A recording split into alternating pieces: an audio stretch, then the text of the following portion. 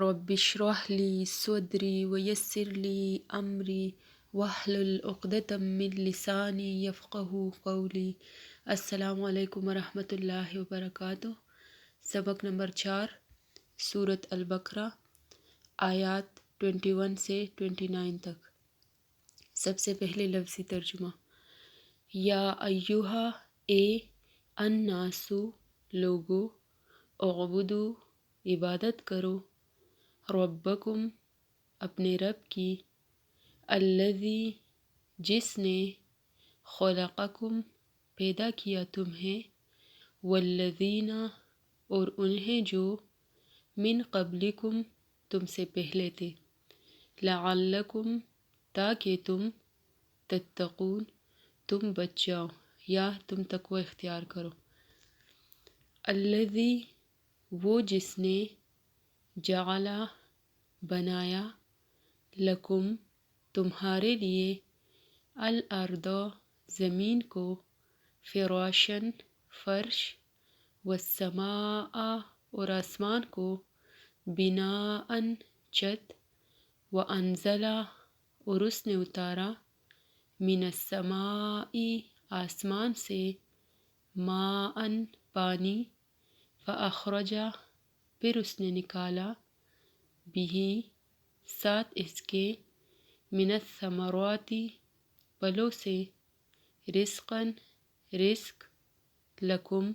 تمہارے لیے، فلا، پس نہ، تجعلوا، تم بناؤ، للہ، اللہ کے لیے،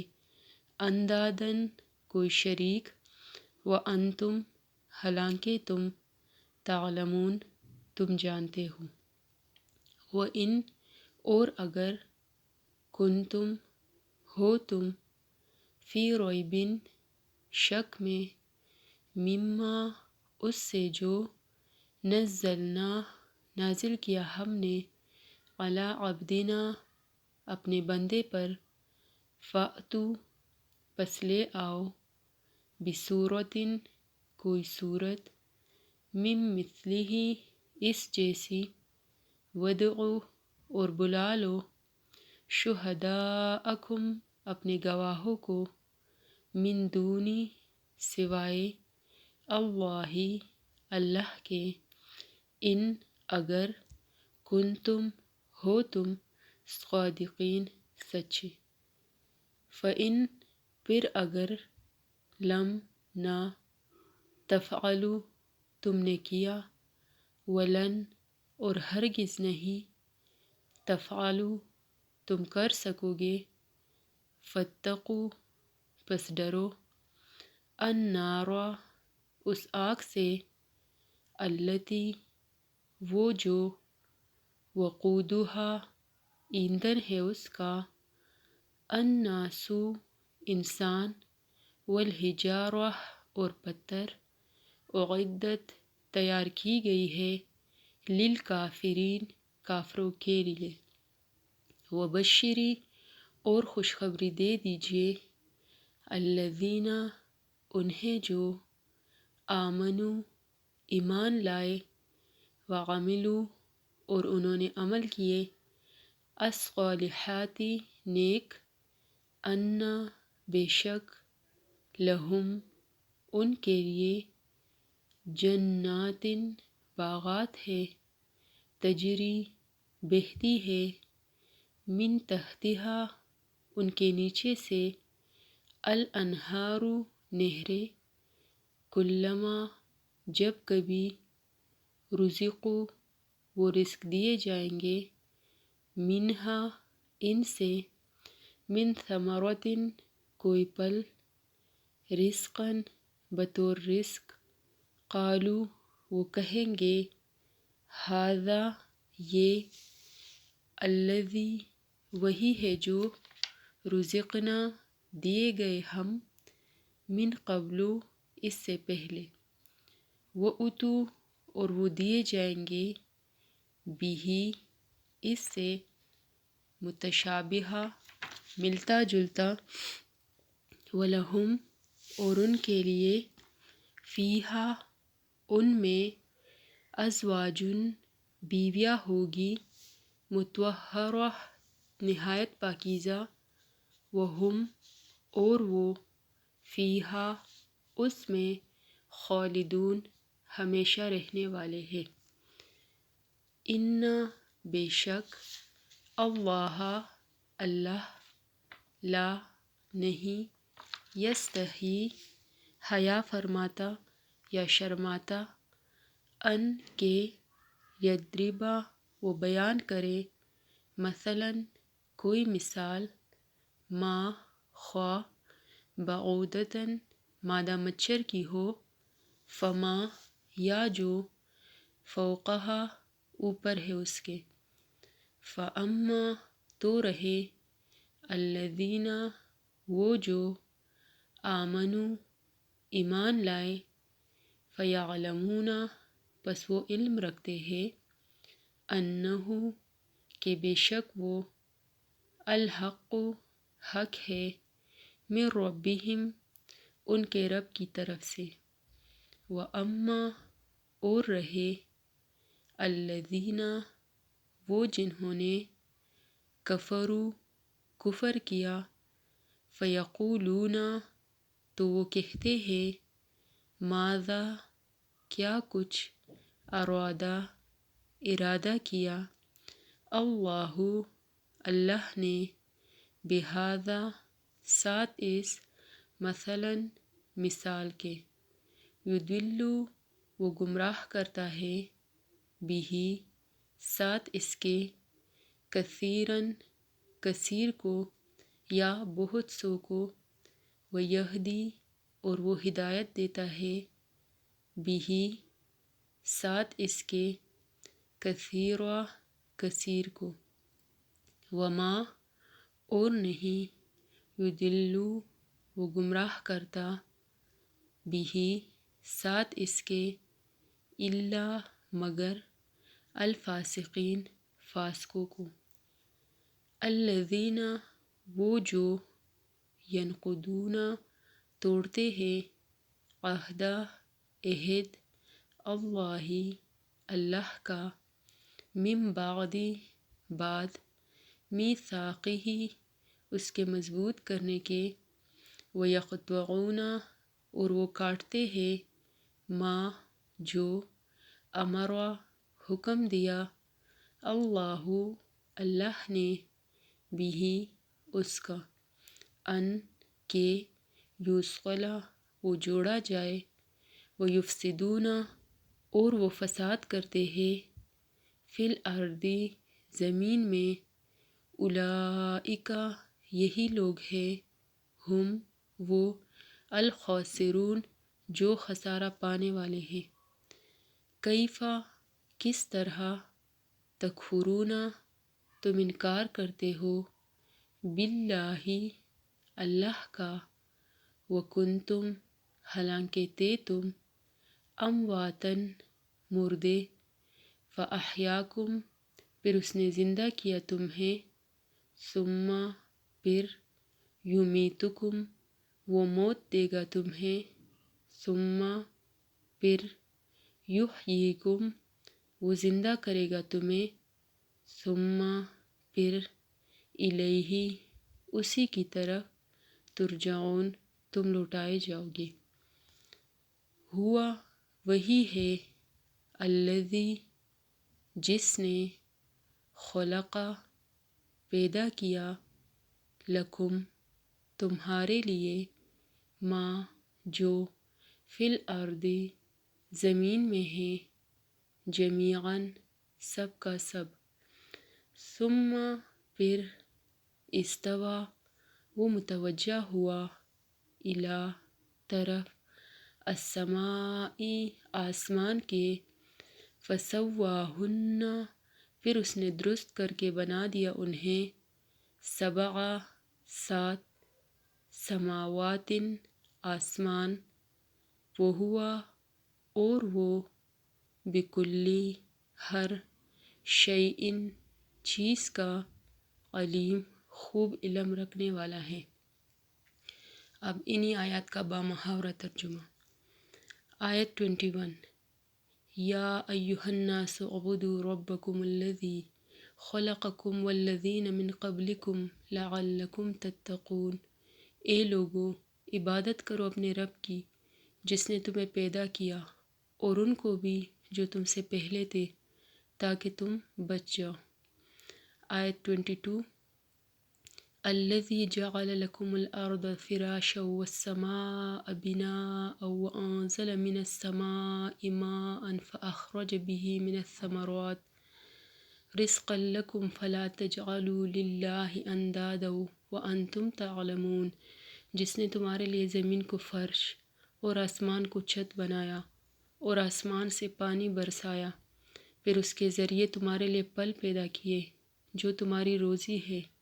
بس اللہ کے لیے شریک نہ بناؤ حالانکہ تم جانتے ہو۔ آیت 23 وَإِن كُنتُمْ فِي رَيْبٍ مِّمَّا نَزَّلْنَا عَلَىٰ عَبْدِنَا فَأْتُوا بِسُورَةٍ مِّن مِّثْلِهِ وَادْعُوا شُهَدَاءَكُم مِّن دُونِ اللَّهِ إِن كُنتُمْ صَادِقِينَ۔ اور اگر تمہیں اس کے بارے میں شک ہو جو ہم نے اپنے بندے پر نازل کی ہے تو اس جیسے ایک صورت لے آؤ اور اللہ کے سوا اپنے سب حمایتوں کو بلا لو اگر تم سچے ہو۔ آیت 24 فَإِن لَّمْ تَفْعَلُوا وَلَن تَفْعَلُوا فَاتَّقُوا النَّارَ الَّتِي وَقُودُهَا النَّاسُ وَالْحِجَارَةُ أُعِدَّتْ لِلْكَافِرِينَ۔ پھر اگر تم نہ کر سکو اور ہرگز نہیں کر سکو گے تو اس آگ سے بچو جس کا ایندھن انسان اور پتھر ہوں گے جو کافروں کے لیے تیار کی گئی ہے۔ آیت 25 وَبَشِّرِ الَّذِينَ آمَنُوا وَعَمِلُوا الصَّالِحَاتِ أَنَّ لَهُمْ جَنَّاتٍ تَجْرِي مِن تَحْتِهَا الْأَنْهَارُ كُلَّمَا رُزِقُوا مِنْهَا مِن ثَمَرَةٍ رِزْقًا قَالُوا هَٰذَا الَّذِي رُزِقْنَا مِن قَبْلُ وَأُتُوا بِهِ مُتَشَابِهًا وَلَهُمْ فِيهَا أَزْوَاجٌ مُّطَهَّرَةٌ وَهُمْ فِيهَا خَالِدُونَ۔ اور ان لوگوں کو خوشخبری دے جو ایمان لائے اور نیک اعمال کیے کہ ان کے لیے باغات ہے جن کے نیچے نہریں بہتی ہے، جب بھی ان میں سے کوئی پھل انہیں کھانے کو دیا جائے گا وہ کہیں گے یہ تو وہی ہے جو ہمیں اس سے پہلے دیا گیا تھا، حالانکہ انہیں ملتے جلتے پھل دیے گئے ہوں گے اور ان کے لیے وہاں پاکیزہ بیویاں ہوگی اور وہ ان میں ہمیشہ رہیں گے۔ آیت 26 ان اللہ لا یستحیی ان یضرب مثلا ما بعوضۃ فما فوقها فاما الذین آمنوا فیعلمون انہ الحق من ربهم واما الذین کفروا فیقولون ماذا اراد اللہ بہذا مثلا یضل به کثیرا ویہدی به کثیرا وما یضل به الا الفاسقین۔ بے شک اللہ اس سے نہیں شرماتا کہ کوئی مثال دے مچھر کی یا اس سے بھی حقیر چیز کی۔ جو ایمان والے ہیں وہ جانتے ہیں کہ یہ ان کے رب کی طرف سے حق ہے، اور جو کافر ہیں وہ کہتے ہیں کہ اللہ نے اس مثال سے کیا مراد لی ہے۔ اللہ اس مثال سے بہت سو کو گمراہ کرتا ہے اور بہت سو کو ہدایت دیتا ہے، اور وہ گمراہ نہیں کرتا مگر فاسقوں کو۔ آیت 27 الذین ینقضون عہد اللہ من بعد میثاقہ ویقطعون ما امر اللہ بہ ان یوصل ویفسدون فی الارض اولئک ھم الخاسرون۔ جو اللہ کے عہد کو مضبوطی سے باندھنے کے بعد توڑ دیتے ہیں اور جسے اللہ نے جوڑنے کا حکم دیا ہے اسے کاٹتے ہیں اور زمین میں فساد مچاتے ہیں، یہی لوگ نقصان اٹھانے والے ہیں۔ آیت 28 کیف تکفرون باللہ وکنتم امواتا فاحیاکم ثم یمیتکم ثم یحییکم ثم الیہ ترجعون۔ تم اللہ کا کیسے انکار کرتے ہو حالانکہ تم مردہ تھے، اس نے تمہیں زندگی بخشی، پھر وہی تمہیں موت دے گا، پھر تمہیں دوبارہ زندہ کرے گا، پھر اسی کی طرف تم لوٹائے جاؤ گے۔ آیت 29 هو الذی خلق لکم ما فی الارض جمیعا ثم استوى إلى السماء فسواهن 7 سماوات وهو بكل شيء علیم۔ وہی ہے جس نے تمہارے لیے سب کچھ پیدا کیا جو زمین میں ہے، پھر آسمان کی طرف توجہ فرمائی اور انہیں 7 آسمان بنا دیا، اور وہ ہر چیز کا خوب علم رکھنے والا ہے۔ اب انہیں آیات کی ہم تفسیر دیکھیں گے، اور ساتھ یہ بھی کہ اس سے ہم روزمرہ زندگی کے لیے کیا سیکھ سکتے ہیں، ہر آیت میں ہمارے لیے عملی سبق کیا ہے۔ تو جیسے ہم نے آیت نمبر 21 پڑھی کہ اے لوگو عبادت کرو اپنے رب کی جس نے تمہیں پیدا کیا اور ان کو بھی جو تم سے پہلے تھے تاکہ تم بچ جاؤ۔ تو اللہ تعالیٰ یہاں تمام انسانوں کو مخاطب کر کے کہتے ہیں کہ اپنے رب کی عبادت کرو۔ رب کا مطلب ہے پرورش کرنے والا، وہ ذات جس نے انسان کو پیدا کیا، اس کی ضروریات کا خیال رکھا اور زندگی کا نظام فراہم کیا۔ اللہ نے نہ صرف ہمیں پیدا کیا بلکہ ہم سے پہلے آنے والے لوگوں کو بھی پیدا کیا، اور یہاں تمام لوگوں سے خطاب ہے۔ یہ عام طور پر صرف مومنوں سے خطاب نہیں ہے، ایمان والوں سے نہیں ہے، تمام لوگوں سے خطاب ہے کہ اللہ فرماتا ہے کہ اپنے رب کی عبادت کرو۔ اور عبادت کا مقصد ہے کہ ہم اللہ کی مرضی کے مطابق زندگی گزاریں۔ اس کے ساتھ اللہ ہمیں تقویٰ کی طرف بھی متوجہ کرتے ہیں، یعنی اللہ کا خوف اور احتیاط سے زندگی گزارنا۔ تقویٰ کیا ہوتا ہے کہ انسان اللہ کی محبت میں نیک اعمال کریں اور اللہ کی ڈر کی وجہ سے انسان برے اعمال سے خود کو بچائے۔ اور اس آیت میں ہمارے لیے عملی سبق کیا ہے کہ اللہ کی عبادت کرنے سے ہم دنیا اور آخرت میں نقصان سے بچ سکتے ہیں۔ ہمیں اپنی زندگی میں اللہ کے احکامات کو ترجیح دینی چاہیے کیونکہ اس نے ہمیں پیدا کیا ہے۔ پھر آیت 22، جس نے تمہارے لیے زمین کو فرش اور آسمان کو چھت بنایا اور آسمان سے پانی برسایا، پھر اس کے ذریعے تمہارے لیے پھل پیدا کیے جو تمہاری روزی ہے، بس اللہ کے لیے شریک نہ بناؤ حالانکہ تم جانتے ہو۔ تو یہاں اللہ تعالیٰ اپنی عظمت اور قدرت کے نمونے پیش کر رہے ہیں تاکہ انسان کو اس کی تخلیق میں اللہ کی حکمت نظر آئے۔ زمین کو فرش کا مطلب ہے کہ زمین کو اللہ نے انسانوں کے رہنے کے لیے آرام دہ اور قابل استعمال بنایا، یعنی سکون کا احساس ملتا ہے انسان کو۔ حالانکہ اگر ہم دیکھیں تو اس زمین سے نیچے کیا ہے، ابلتا ہوا لاوا، اور اس کے اوپر اللہ نے ہمیں اتنے سکون اور اطمینان سے رکھا ہوا ہے۔ زمین گھوم رہی ہے پھر بھی ہمیں فیل نہیں ہوتا وہ، اور ہم سکون سے اس پر زندگی گزار رہے ہیں۔ اور آسمان کو چھت کہنے کا مطلب ہے کہ آسمان انسان کو دھوپ، گرمی اور سردی سے محفوظ رکھتا ہے، اور اس میں بارش کا نظام بنایا گیا ہے۔ اللہ نے آسمان سے پانی برسا کر زمین کو سرسبز کیا اور انسانوں کی غذائی ضروریات پوری کرنے کے لیے مختلف پھل اور غذائیں پیدا کی۔ اس کے بعد انسان کو اس بات سے روکا گیا کہ وہ اللہ کے ساتھ کسی کو شریک نہ بنائے کیونکہ تمام نعمتیں اللہ ہی کے عطا کردہ ہیں۔ تو اس آیت میں ہمارے لیے سیکھنے کے لیے کیا ہے کہ اللہ کی دی گئی نعمتوں کو اپنی محنت کا نتیجہ سمجھنے کے بجائے اللہ کا شکر ادا کرنا چاہیے۔ اور دوسرا یہ کہ اللہ کی تخلیق پر غور کرنے سے مزید ہم اللہ کی قدرت کو پہچان سکتے اور مزید ہمارا یقین اللہ پر بڑھ جائے گا۔ پھر آیت 23، اور اگر تمہیں اس کے بارے میں شک ہو جو ہم نے اپنے بندے پر نازل کی ہے تو اس جیسی ایک صورت لے آؤ اور اللہ کے سوا اپنے سب حمایتیوں کو بلا لو اگر تم سچے ہو۔ تو اس آیت کا پس منظر یہ تھا کہ عرب کے لوگ صحرا اور کھلی جگہوں پر رہنے والے تھے، تو جنات کے ساتھ ان کا بہت زیادہ انٹریکشن تھا، تو وہ سمجھتے کہ جنات بہت زیادہ طاقتور ہے اور سب کچھ کر سکتے ہیں، اور سب مطلب ہر چیز جو ہے وہ ان کی قدرت میں ہے۔ اور دوسری بات یہ تھی کہ وہ اپنے شعراء کو بہت زیادہ اہمیت دیتے، اور عام طور پر وہ لوگ جب بات کرتے تو عام بات کرنے کے بجائے اشعار میں زیادہ بات کرنے کو بہتر سمجھتے، اور وہ خود کو بہت اونچا سمجھتے اور یہ سمجھتے کہ شاعروں کو بھی جو کچھ وہ پڑھتے رہتے یہ انہیں جن یا شیطان کی طرف سے ہی ملتا ہے۔ تو اس لیے اللہ تعالیٰ انہیں اس آیت میں چیلنج کر رہے ہیں کہ اگر کسی کو قرآن کے کلام الہی ہونے میں کوئی شک ہے کہ یعنی اللہ کی طرف سے نہیں ہے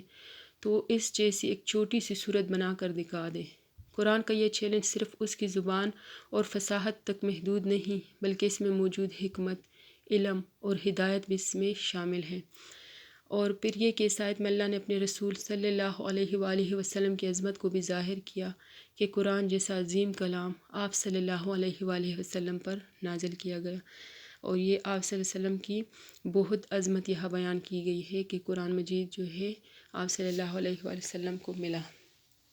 جو کہ آخری کتاب ہے جو قیامت تک تمام لوگوں کے لیے ہدایت کا ذریعہ ہے۔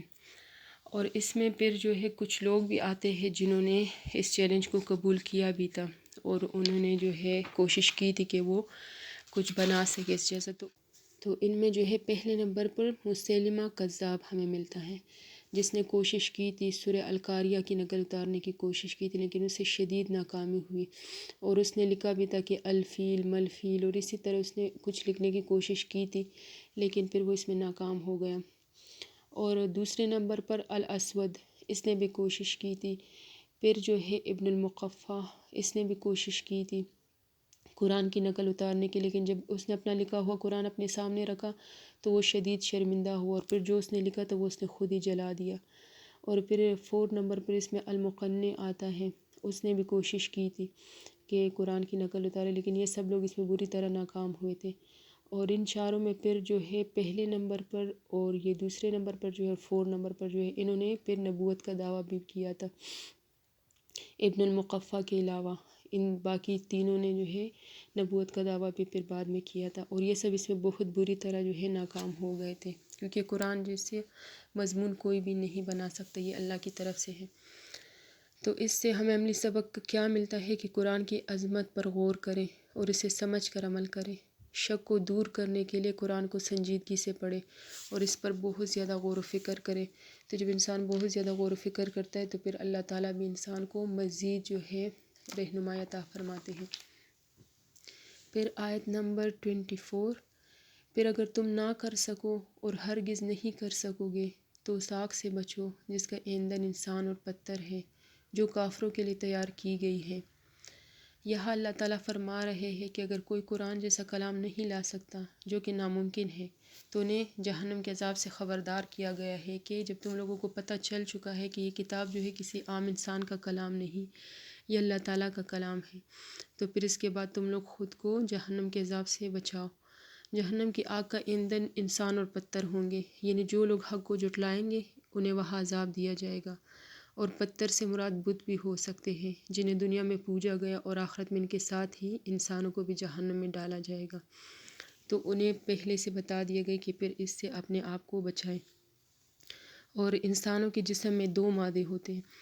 یعنی ہمیں لگتا ہے نا کہ اگر بہت زیادہ انسان وہاں ڈالے جائیں گے تو وہ آگ کم ہو سکتی ہے یا تکلیف کم ہوگی کسی کو، لیکن ایسے نہیں ہوگا، کیونکہ انسانوں کے جسم میں جو 2 مادے ہوتے ہیں امپورٹنٹ، کیلشیم اور فاسفورس. تو کیلشیم کیا ہے کہ چونا جو حرارت اس سے کتنی نکلتی ہے اس میں یہ یوز ہوتا ہے، اور فاسفورس جو ہے دیا سلائی کے اوپر جو مادہ ہوتا ہے اس میں استعمال ہوتا ہے. تو یہ دونوں چیزیں جو ہے یہ آگ سے مزید بھڑکنے والی ہے، یعنی اگر انسان کو آگ میں وہاں ڈالا جائے گا تو اس سے آگ جو ہے مزید بہت زیادہ اور بھڑکے گی اور کم نہیں ہوگی. تو اس میں ہمارے لیے عملی سبق کیا ہے کہ جہنم کے عذاب سے بچنے کے لیے ایمان کو مضبوط کرے اور قرآن پر عمل کرے، اور اللہ کے عذاب سے بچنے کے لیے اس کی نافرمانی سے دور رہے. پھر آیت نمبر 25، اور ان لوگوں کو خوشخبری دو جو ایمان لائے اور نیک عمل کیے کہ ان کے لیے باغات ہے جن کے نیچے نہریں بہتی ہیں. جب انہیں وہاں سے کوئی پل بطور رزق دیا جائے گا تو وہ کہیں گے کہ یہ تو وہی ہے جو ہمیں پہلے بھی دیا گیا تھا، حالانکہ انہیں ملتے جلتے پل دیے جائیں گے، اور ان کے لیے وہاں پاکیزہ بیویاں ہوگی اور وہ ہمیشہ وہاں رہیں گے. تو اللہ تعالیٰ ان لوگوں کو جنت کی خوشخبری دے رہے ہیں جو ایمان لاتے ہیں اور نیک اعمال کرتے ہیں. تو پھر وہ جنت کی نعمتوں میں باغات میں ہوں گے، ایسے باغات جن کے نیچے نہریں بہتی ہیں، جو ہمیشہ تازگی اور سکون کا باعث ہے. ہر مرتبہ جب انہیں پل دیا جائے گا تو اس کا ذائقہ اور خوشبو نہیں ہوگی، حالانکہ دیکھنے میں وہ ایک جیسے ہوں گے. اور یہ کہ جنت میں انہیں پاکیزہ بیویاں دی جائے گی، یعنی ایسی رفاقت جو کسی بھی گندگی، شکایت یا ناپسندیدگی سے پاک ہوگی. وہاں کسی کو بھی کسی سے کوئی شکایت نہیں ہوگی. ان کا یہ قیام جو ہے دائمی ہوگا، جس سے جنت کی ابدیت بھی ظاہر ہوتی ہے کہ وہاں انسان ہمیشہ رہے گا، یعنی ابدی زندگی اس کی وہاں رہے گی. اور جنت کے بارے میں آتا ہے کہ اگر جنت کی عورتوں میں سے کوئی عورت زمین کی طرف جا کر دیکھ لے تو پوری دنیا روشن ہو جائے، اور اس کی خوشبو ایسی ہوگی کہ زمین و آسمان کے درمیان ہر چیز خوشبودار ہو جائے، اور اس کی اوڑھنی دنیا اور جو کچھ دنیا میں ہے اس سے بہتر ہے. اور بخاری شریف میں آتا بھی ہے کہ لوگوں کے لیے جنت اور جہنم میں جانے کے بعد ایک فرشتہ اعلان کرے گا کہ اے جنت والو اب موت نہیں، اے جہنم والو اب موت نہیں، اب جو جس حالت میں ہے ہمیشہ وہی رہے گا۔ تو یہ خبر سن کر اگر خوشی سے کوئی مر سکتا تو جنتی مر جاتے، اور اگر غم سے کوئی مر سکتا تو جہنمی مر جاتے یہ سن کر، یعنی پھر انہیں پتہ چلے گا کہ اب یہاں سے آگے کوئی بھی جگہ نہیں، اب وہ ہمیشہ یہی رہیں گے۔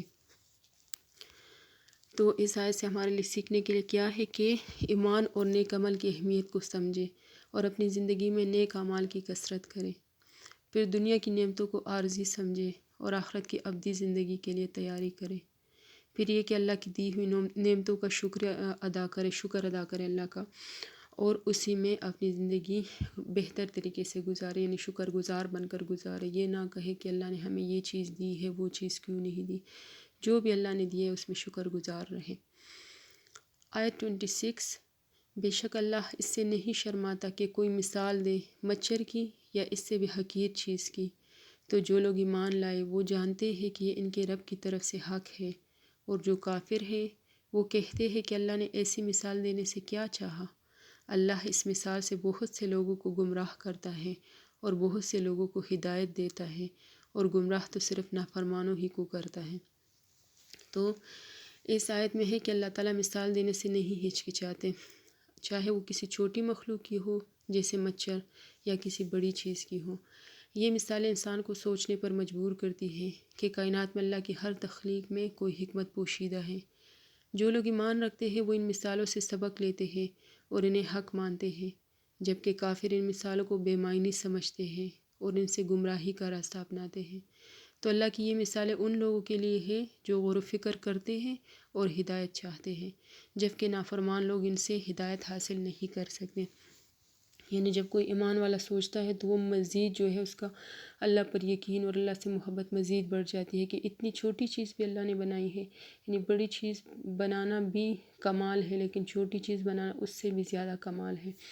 اور پھر یہاں صرف مچھر کا نہیں کہا گیا کہ یہاں آیا ہے کہ کسی مچھر کی مثال ہو یا جو اس کے اوپر ہے، تو صرف مچھر نہیں، مچھر کے اوپر بھی اللہ نے ایک اور پورا سسٹم بنایا ہوتا ہے۔ مچھر تو پھر بھی ہمیں نظر آ جاتا ہے لیکن جو چیز مچھر کے اوپر ہے وہ انسان کو نظر نہیں آتی، تو یہ اللہ کی قدرت کی اس سے بھی بڑی نشانی ہے۔ وہ جو مچھر کے اوپر ایک چھوٹی چیز ہوتی ہے جو بیٹی ہوتی ہے مچھر کے پر وہ نقطہ برابر ہوتی ہے اور اس کا بھی پورا سسٹم ہوتا ہے۔ تو یہ جو ہے ایمان والوں کے لوگ جو غور و فکر کرتے ہیں ان کا ایمان اس سے مزید بڑھ جاتا ہے، جبکہ کافر جو ہے اس سے مزید گمراہی میں مبتلا ہو جاتے ہیں کہ اللہ رب العزت اتنی بڑی ذات ہے تو پھر اللہ نے اتنی چھوٹی سی چیز کی مثال کیوں بیان کی۔ اور آگے پھر قرآن میں آئے گا بھی انشاءاللہ ہم پڑھیں گے کہ اللہ فرماتا ہے کہ یہ جب مچھر کوئی چیز لے کر بھاگ جائے ان سے تو پھر یہ وہ چیز بھی دوبارہ نہیں لا سکتے، یعنی اگر ہم دیکھیں کہ مچھر ہم سے کوئی چیز لے کر بھاگ گیا ہے حالانکہ وہ چھوٹی سی چیز ہے نا، کافر کہتے تھے قرآن میں کیوں مثال میں مچھر کا ذکر آیا ہے،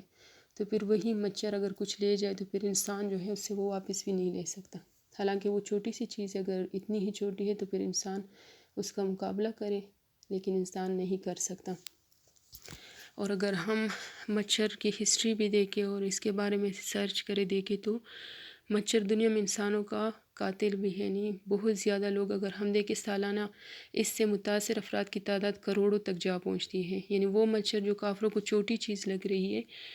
ایک سالانہ اندازے کے مطابق بہت زیادہ لوگ ہر سال جو ہے اس سے پیدا ہونے والی بیماریوں سے موت کے منہ میں چلے جاتے ہیں۔ تقریباً 20 لاکھ لوگ اس سے پیدا ہونے والی بیماریوں جیسے ڈینگی، پیلا بخار، ملیریا، تو اس سے جو ہے وہ موت کے منہ میں چلے جاتے ہیں۔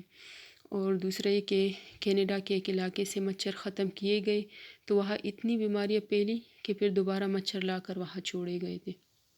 تو اللہ نے جو چیز بھی بنائی ہے اس میں اللہ کی حکمت ہے اور وہی جو ہے انسان کے لیے بہتر ہے۔ تو اس سے ہم روزمرہ زندگی کے لیے کیا سیکھ سکتے ہیں کہ اللہ کے احکامات اور اس کی نشانوں پر غور کریں اور ان سے ہدایت حاصل کرنے کی کوشش کریں، اللہ کی حکمت کو تسلیم کریں چاہے وہ چھوٹی سے چھوٹی چیز میں ہی کیوں نہ ہو، اور یہ کہ ایمان اور علم کے ذریعے اللہ کی تخلیق کو بہتر سمجھنے کی کوشش کریں۔ پھر آیت نمبر 27 میں ہے کہ جو اللہ کے عہد کو مضبوطی سے باندھنے کے بعد توڑ دیتے ہیں اور جسے اللہ نے جوڑنے کا حکم دیا ہے اسے کاٹتے ہیں اور زمین میں فساد مچاتے ہیں، یہی لوگ ہیں جو نقصان اٹھانے والے ہیں۔ تو اللہ اور ہمارا مضبوط جو عہد تھا وہ عہد الست کی طرف اشارہ ہے، جو ہماری پیدائش سے پہلے ہماری روحوں نے عہد لیا تھا، جب اللہ نے ہم سے پوچھا تھا کہ کیا میں تم لوگوں کا رب ہوں اور تمہارا رب کون ہے، تو ہم سب نے اقرار کیا تھا کہ آپ ہمارے رب ہے۔ تو ہمارا اور اللہ کے درمیان خاموش عہد ہوا تھا۔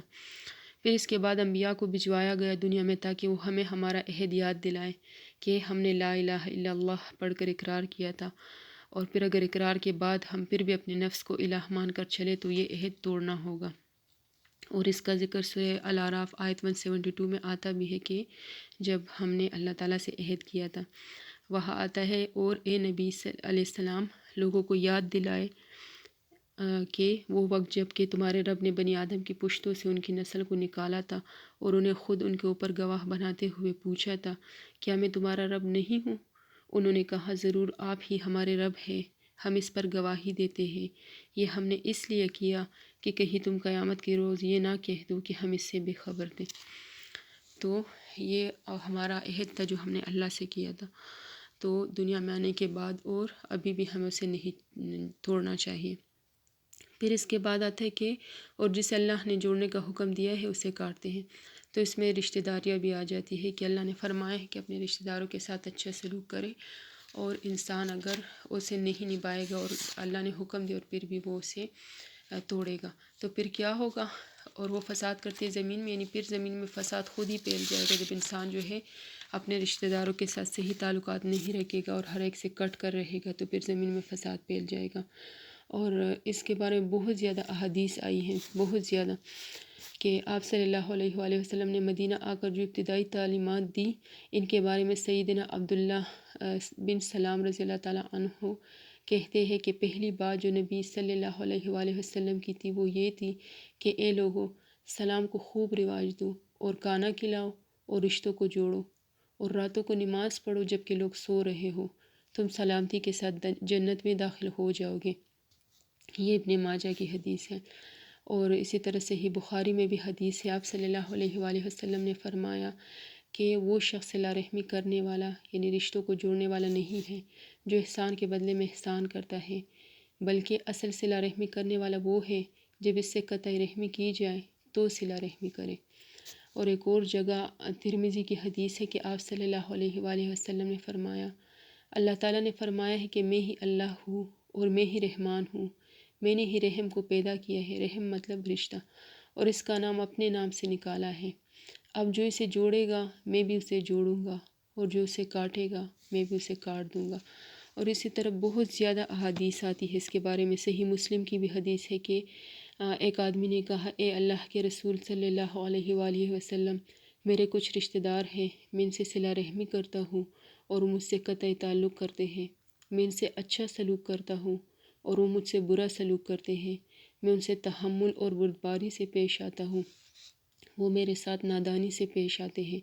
نبی کریم صلی اللہ علیہ وآلہ وسلم نے فرمایا اگر تو ایسا ہی ہے جیسا تو نے کہا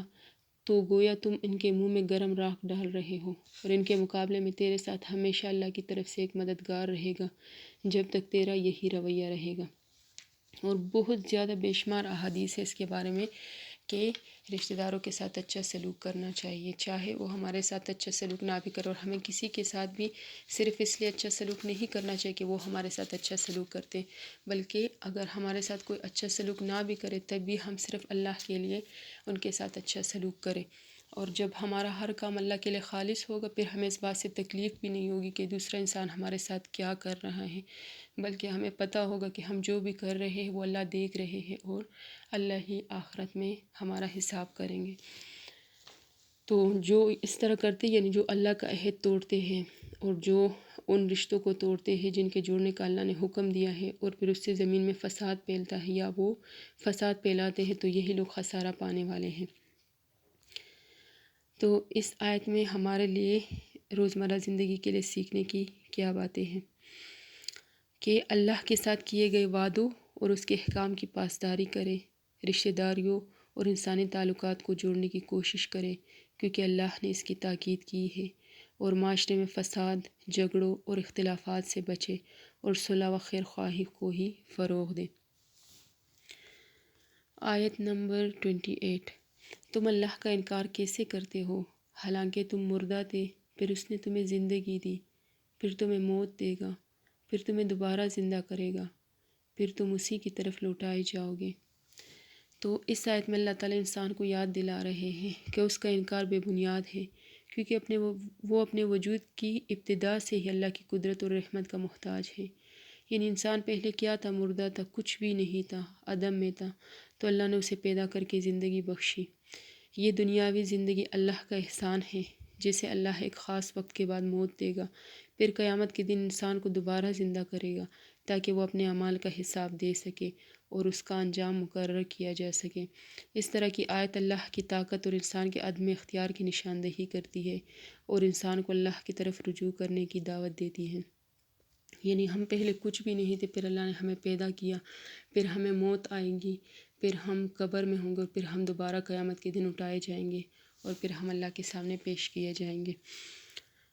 تو اس سے ہمارے لیے روزمرہ زندگی کے لیے سیکھنے کی باتیں کیا ہے کہ اپنی تخلیق اور زندگی کے مقاصد پر غور کریں کہ ہمارا انجام اور ہمارا آغاز سب کچھ جو ہے اللہ کے ہاتھ میں ہے۔ اللہ کی قدرت اور احسانات کا شکر گزار بنیں اور اس کی اطاعت کریں، اور یہ کہ آخرت کی تیاری کریں، کیونکہ ہم سب کو ایک دن اللہ کے سامنے پیش ہونا ہے۔ پھر آیت نمبر 29،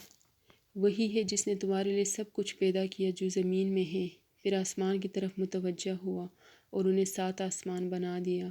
اور وہ ہر چیز کا علم رکھنے والا ہے۔ تو اس آیت میں اللہ تعالیٰ اپنی عظیم تخلیق اور انسان پر انعامات کا ذکر کر رہے ہیں کہ اس نے زمین کی ہر چیز انسان کے فائدے کے لیے پیدا کی۔ یعنی اللہ نے ہمیں پیدا کیا، ہمیں اشرف المخلوقات بنایا، اور پھر باقی جو بھی چیز ہے وہ اللہ نے ہمارے لیے پیدا کی۔ ان نعمتوں میں خوراک، پانی، جانور، پودے، معدنیات اور دیگر وسائل شامل ہیں جو انسان کی ضروریات اور فلاح کے لیے ہیں۔ اللہ اس کے بعد یعنی انسانوں کو بنانے کے بعد، پھر یہ چیزیں بنانے کے بعد آسمان کی طرف متوجہ ہوا اور پھر اسے 7 آسمان بنا دیے جن کا علم انسان کو مکمل طور پر حاصل نہیں ہے۔ یہ آسمان اللہ کی قدرت، حکمت اور علم کا ایک عظیم نمونہ ہے۔ تو اس آیت سے ہمارے لیے سیکھنے کے لیے کیا ہے کہ اللہ کی تخلیق اور اللہ کی نعمتوں پر غور کریں جو اللہ نے ہمارے لیے پیدا کی ہے تمام، پھر اللہ کا شکر ادا کریں اور اس کی نعمتوں کا صحیح استعمال کریں۔ یعنی اللہ کا شکر یہ بھی ہے کہ ہم شکر بھی پڑھیں، یعنی الحمدللہ پڑھا کریں اور شکر ادا کیا کریں، اور ایک یہ بھی ہے کہ ہم ان نعمتوں کو صحیح استعمال کریں جو اللہ نے ہمیں جو بھی نعمتیں دی ہے، چاہے جسمانی نعمتیں دی ہے، چاہے ہمارے ارد گرد جو بھی نعمتیں ہیں، سب کو اچھے طریقے سے استعمال بھی کریں اور اللہ کی حکمت اور علم کا ادراک کریں اور اس کی اطاعت اور اس کے احکام کی پیروی کو اپنی زندگی کا مقصد بنا لیں تاکہ ہم کامیاب ہو سکیں، کیونکہ یہ زندگی ہمیں آزمائش کے لیے ملی ہوئی ہے کہ ہم اس دنیا میں کیا کرتے ہیں، اور جو ہم یہاں اپنے لیے لکھ رہے ہیں وہی ہمیں وہاں ملے گا اس دنیا میں، اور ہماری ہمیشہ کی زندگی وہی دنیا ہے، ہمیں صرف یہاں اپنے لیے تیاری کرنی ہے۔ تو اللہ تعالیٰ ہمیں تیاری کی توفیق عطا فرمائے۔ تو ان تمام آیات کا خلاصہ کیا تھا؟ ان آیات میں اللہ انسان کو اپنی بندگی اور عبادت کی دعوت دیتے ہیں